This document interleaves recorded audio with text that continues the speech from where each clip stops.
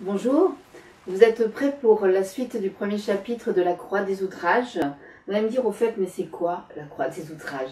C'est la croix qui ouvre la procession du Vendredi Saint, que nous appelons ici la procession de la Sanque. Elle est composée donc de statues qui sont emmenées sur des brancards et qui représentent les divers épisodes de la Passion du Christ. Et ces mystéries sont entourés, accompagnés par des pénitents et qui portent de grands capuchons pointus. Vous ne me prenez pas, ça n'a rien à voir avec le Ku Klux Klan. C'est même, je dirais, l'inverse. L'archiconfrérie de la Sanque, depuis le Moyen-Âge, a pour vocation d'accompagner, d'aider les condamnés à mort. Et notamment, les accompagne sur les lieux de leur supplice. Et c'est pour cela qu'ils portent tous des cagoules, comme le condamné d'ailleurs. C'est pour pas qu'on le reconnaisse au milieu d'eux et que la foule, à l'époque, lui jette des pierres ou lui crache dessus. Et comme Christ est donc le condamné à mort par excellence, il l'accompagne donc jusqu'au Golgotha. Voilà pourquoi ils sont là. Et donc la croix des outrages, la Creu dels Improperis en catalan, c'est donc la croix qui ouvre cette procession.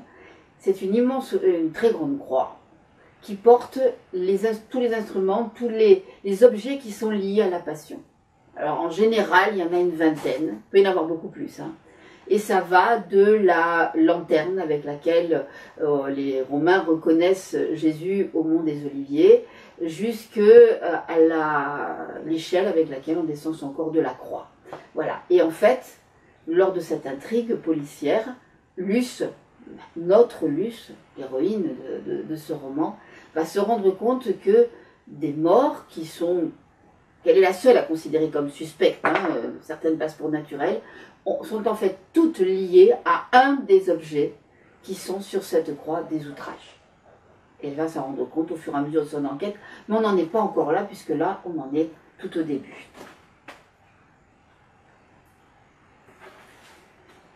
Luce s'arrêta un instant à mi-pente pour reprendre haleine. La pluie avait cessé et les galets qui pavaient la ruelle escarpée étaient glissants. De derrière le vieux rempart qui bordait le quartier du Mouret, s'élevait le mugissement saccadé du ressac se fracassant sur les rochers. L'hiver s'attardait. Il avait été froid, mais heureusement pas autant que celui de 1891 de triste mémoire. Les vieux affirmaient que la température était descendue jusqu'à -11 en janvier et que le Douai était resté gelé 16 jours. La lumière brillait au premier étage de la petite maison biscornue de la rue du Miradou. Alors qu'il était, René en catalan, devait finir son dîner, assis seul à la table en formica recouverte de toile cirée, son journal plié en deux, appuyé contre la bouteille de vin, comme tous les soirs. Avant de repartir au travail, elle lui avait préparé un salpiquet de monges qu'elle avait laissé au chaud sur le bord du poêle à bois. Son mari adorait les haricots blancs et il jurait que c'était encore meilleur réchauffé. Sa hanche était de plus en plus douloureuse, mais Luce refusa que le buraliste l'aide à gravir l'étroit escalier aux marches inégales. Après avoir enfin daigné l'examiner, le docteur Magnat avait demandé à Francis de raccompagner cette malheureuse Madame Colomine jusqu'à chez elle, et sur le coup, ce semblant de sollicitude de la part de ce sémillant trentenaire, au faux air de Gilbert Bécaud, c'était la boulangère qui l'affirmait, l'avait flattée. Mais si elle perdait l'équilibre dans ce satané escalier, n'était pas ce nappe haut comme 3 sardines qui allait la retenir. Elle préféra s'appuyer de la main contre le mur bosselé à la peinture crevée et écaillée par endroits. Renate ne leva même pas les yeux de son journal à son entrée dans la cuisine, comme d'habitude. Et comme d'habitude, elle n'attendit pas d'avoir enlevé son gros gilet de laine pour commencer à lui raconter ce qui venait de se passer. De toute façon, il était sourd, et elle n'attendait de lui aucune réponse. Tout en suspendant son chandail humide près du poêle, elle soliloquait sur la frayeur qu'elle venait d'avoir. « Mire, je suis trempée. Oh, mais ce n'est rien à côté de ce pauvre monsieur Camps. Qu'on n'aille pas imaginer que la tragédie rendait Luce sentimentale. Elle n'éprouvait aucun accès soudain d'affection pour ce profiteur qu'elle rendait responsable, lui et ses semblables, de la mort de la pêche à Collioure. En terre catalane, quand on disait de quelqu'un « le pauvre », c'était tout simplement qu'il était mort. Peu importait la grosseur de son compte en banque ou les mérites dont il avait fait preuve sa vie durant. Quand je me suis cognée dans le noir contre ce foutu tonneau, poursuivait-elle en fourgonnant dans le poêle pour ranimer les braises, j'ai senti ce tissu sous ma main. Je l'ai tout de suite reconnue. Oh, tu sais, moi j'ai toujours été très observatrice. Hein. Elle s'interrompit avec un grognement sourd. Ah, elle avait oublié son coude. Il avait violemment heurté le carrelage mouillé quand elle était tombée au moment de la coupure de courant. Et elle avait dû sûrement se l'esquinter encore lorsqu'elle s'était évanouie près du fût. Elle remonta la manche de son pull. Tiens, qu'est-ce qu'elle disait? Une marque violette ombrait le dessous de son bras. Le docteur Mania lui avait manipulé le coude dans tous les sens et s'était assuré qu'il n'y avait rien de grave, mais pour plus de sûreté, elle irait voir le reboot demain. « Tu imagines le choc que ça m'a fait ?» reprit-elle en rabattant sa manche et en saisissant de l'autre main le toupie, la petite marmite, où le salpiquette de mange se frémissait à petit bouillon. De saisissement, j'en suis tombée dans les pommes. C'est bien la première fois de ma vie que ça m'arrive. Hein. Un froissement de papier. Le renard dépliait le journal pour changer de page. L'ampoule nue au plafond faisait briller son crâne dégarni. Le buraliste était resté sans savoir que faire sous le pas de la porte de la cuisine, son parapluie mouillé à bout de bras, goûtant sur les tomates ébréchées. Personne ne l'avait invité à entrer. Il avait assisté, sans mot dire, à l'étrange manège de la vieille Luce, prenant à témoin le poêle à bois, la marmite, les vieilles photos jaunies encadrées sur le buffet, tandis que son mari faisait mine de relire, encore et encore, les petites nouvelles du jour, qui faisaient bien pâle figure à côté du crime qui s'étalerait à la une le lendemain matin. L'envie d'intervenir, de perturber la pièce de théâtre bien rodée que le vieux couple se jouait depuis des années, le démangeait. Et puis, cette affaire l'excitait trop pour qu'il puisse garder encore pour lui ses commentaires. Il fit un pas en avant. « Vous vous rendez compte, Luce, que l'assassin était peut-être encore là quand vous avez découvert le corps, qu'il vous guettait tapis dans le noir ?» Au son de sa voix, René Colomine leva enfin les yeux de son journal. Il n'était pas si dur d'oreille après tout. Il avait la surdité sélective, comme disait le docteur Mania, une infirmité partagée par une bonne partie de la population masculine âgée de Collioure. Elle dispensait de répondre et assurait paix et tranquillité à la maison. Encouragé, le buraliste entra franchement dans la pièce. Il aurait même pu vous tuer pendant que vous étiez inconsciente. Il eut la satisfaction de voir René repousser sa chaise pour se tourner vers lui afin de mieux l'écouter. « Ah, ne dis pas ça, Francis, hein. Tu me donnes la chair de poule. » Joignant le geste à la parole, Luce frottait son avant-bras fripé, mais on la sentait déstabilisée. Le salpiquette, réchauffé, embaumait à présent toute la petite cuisine. Le buraliste prit une chaise de l'autre côté de la table et s'assit à califourchon, les bras croisés sur le dossier, comme il l'avait vu faire aux flics au cinéma. Le nappe adorait les histoires policières. En fait, si on y réfléchit bien, c'est peut-être votre évanouissement qui vous a sauvé. Si vous l'aviez vu, il aurait été obligé de vous tuer. Mais qui, il? Questionna René qui avait un peu de mal à entrer dans cette histoire extraordinaire qui venait brutalement chambouler sa vie jusqu'ici bien réglée. Mais l'assassin de Guy Carms, bien sûr, s'impatienta le buraliste. Il devait croire le reste de l'usine vide.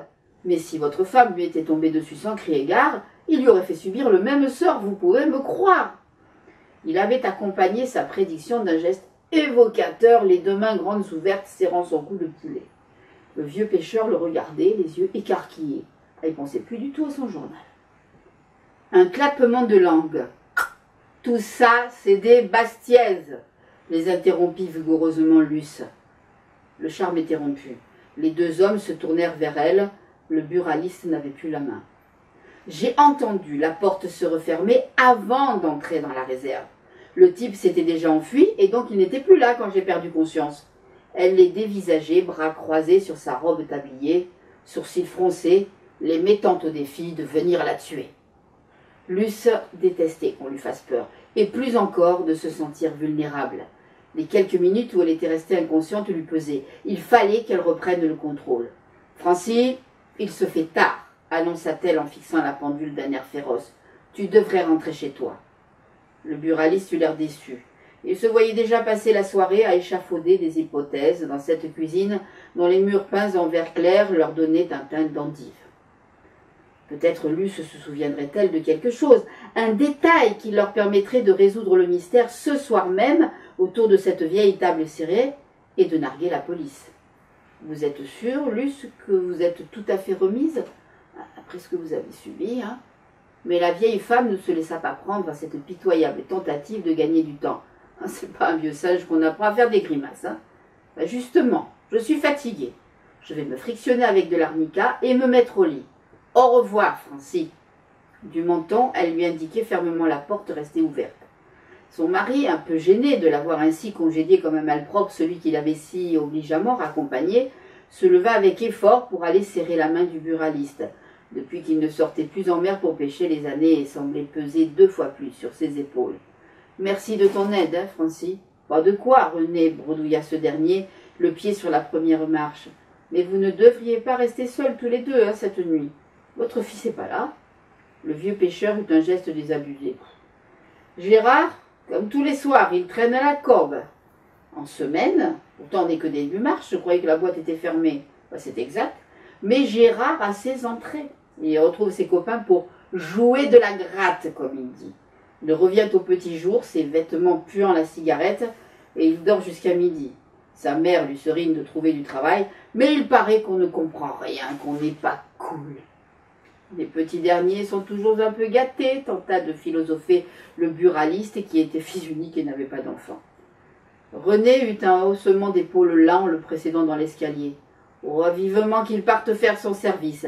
Ça lui apprendra un peu la vie. Le nappe hésita un instant avant de suivre le renâtre. Il se dévissa la tête, le visage tourné vers le rectangle de lumière de la cuisine qui constituait le seul éclairage de la cage d'escalier. On entendait Luce s'affairer, ouvrir un tiroir, le refermer. « De toute façon, on se voit demain, » lança-t-il dans sa direction. « Je suppose que la police va nous convoquer pour recueillir notre témoignage. » Les bruits cessèrent. Cette perspective semblait la faire réfléchir. Enhardi par ce silence, le buraliste remonta une marche et lança, à voix suffisamment haute pour qu'elle l'entende, « Fermez bien votre porte, surtout, Luce. Hein. L'assassin ne tardera pas à apprendre que vous étiez sur place. Il ignore ce que vous avez vu et dans le doute, il pourrait venir vous faire taire. » La flèche du parc. Il eut la satisfaction d'entendre la vieille femme étouffer un juron là-haut au-dessus de sa tête. Précédé par René, il dévala les dernières marches jusqu'à la rue. Luce laissa tomber un comprimé d'aspirine dans un verre d'eau. Un mal de tête insidieux lui enserrait à présent le front et les tempes. Ah, quel pioque ce buraliste! Toujours à faire son intéressant, s'il croyait lui faire peur, cet imbécile. Néanmoins, elle tendit l'oreille pour s'assurer que Renate, en bas, fermait bien la porte au verrou. Gérard n'aurait qu'à frapper à son retour. Ça lui apprendrait à faire la fête pendant que sa mère manquait de peu se faire assassiner. Et comme cette affaire va titiller sa curiosité, Luce va mener son enquête dans le Collioure des années 60. À demain.